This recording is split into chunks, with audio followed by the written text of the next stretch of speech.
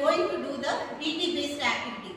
Okay, so in our class, our student Madhumita, Gopi Krishnan, Vijay Sarathi and Sanjay will take the seminar about the modern advanced AI system. Okay.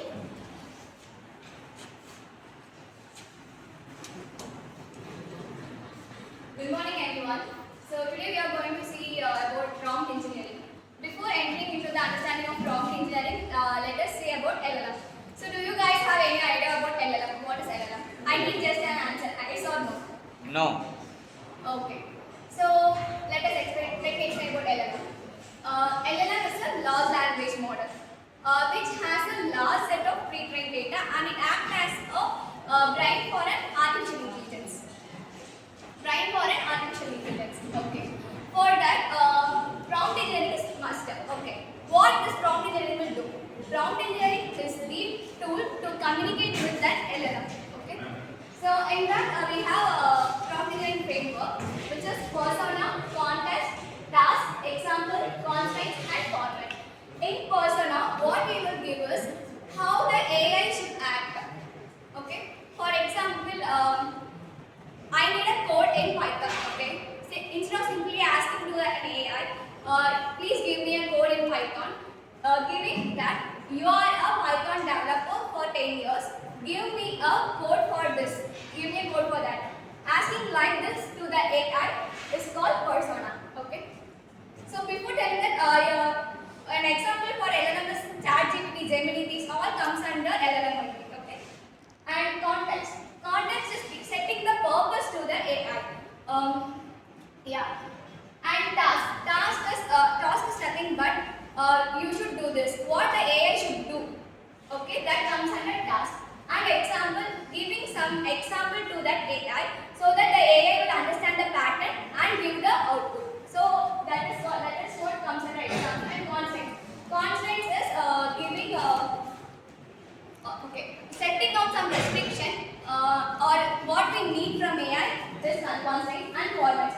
Giving this, I need this sentence to be in a paragraph manner, or I need it in a bullet way. Asking like this to AI is the format. For this, I want to give an example.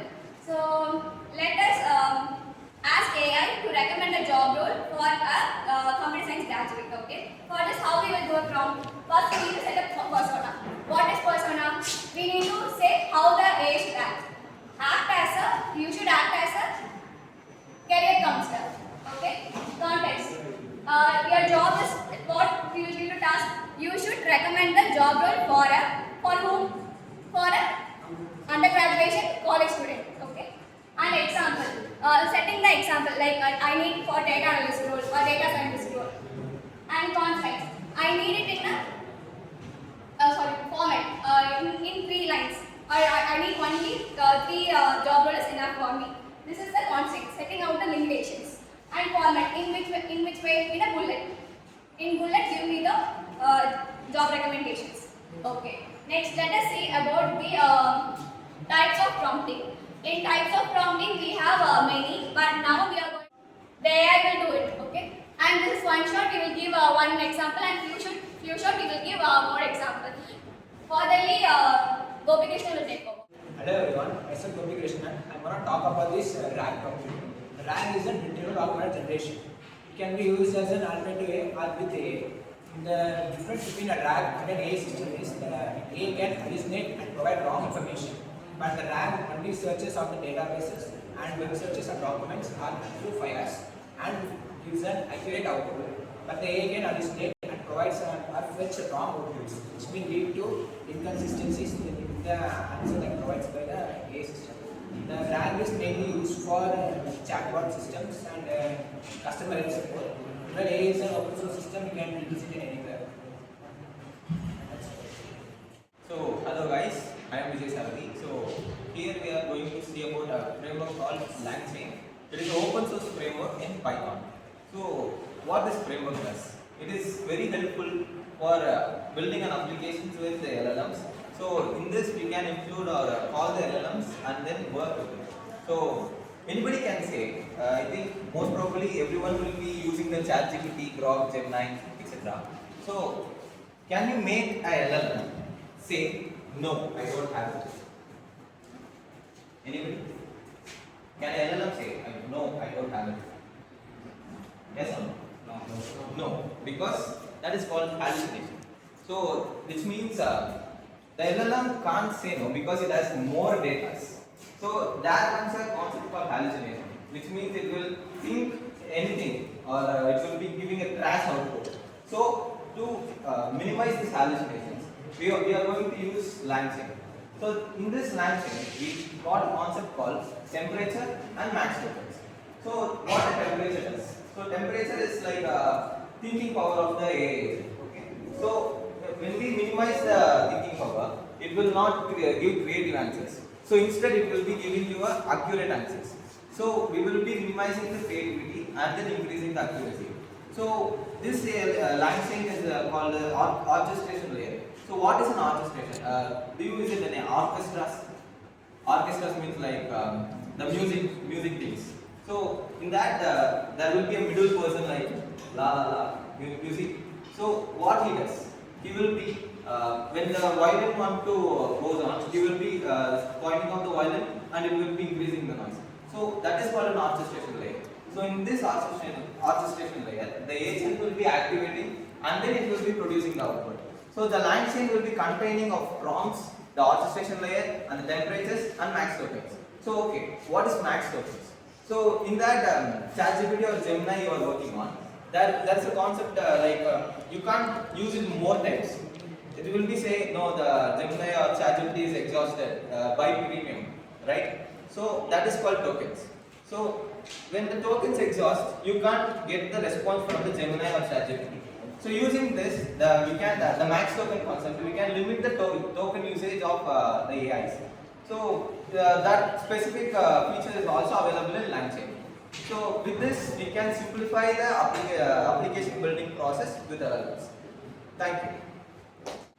Good morning guys. Today we are going to see about the LangGraph, which is a Python open source framework like LangChain. LangGraph is an advanced concept which is extension of the LangChain.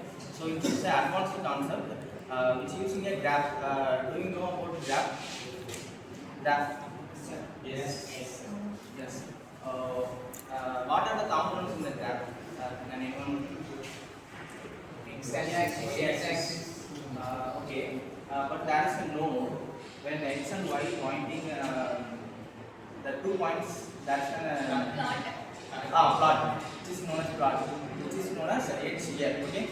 So that is an edge and that is a line in the graph which is known as a edge. And then if you pointing one point to another point, which is an edge. So here node 1. For example, take an example. I want to write an email to take a leave to my HOD ma'am. So I need to create it manually. It used to automate it using NIN. For any other examples like using LangChain as an example. So that's an AI agent. It consists of 3 main components. One is LLM. LLM is an ChatGPT, Gemini, Mistral, Claude, etc. And then tool. For example, I need to include some details. For example, I need to go to check my Aadhaar card is linked with my bank. So I need to add the details of the bank details. So which is in tool. And then memory. So which is a shared memory. For example, I chat to an LLM with the previous one chat, which is linked to another chat. Memory is nothing but it's like a conversational memory. If using ChatGPT, we want to chat without the previous chats. So it will take the previous chats as the previous conversation and make the use of previous and the present chat. It will give the results. Okay. So that is the memory. So in LangGraph, we using graph like I want to create an email. First, I need to give the subject name, which is node 1, and then I need to give the reason, which is node 2, and then I need to give the whom do I send that email, which is node 3, and then I need to give the reason why I am taking leave today. So it is node 4, and then the node 5 will generate all of these topics in a single format. So which is called as line graph automation tool. Here, the previous version is linear chain, which is not suitable for complex tasks. This is a simple task. I just give an example. If you using an automation fully ended task, we can use line graph, which is much better than the line chain. Thank you.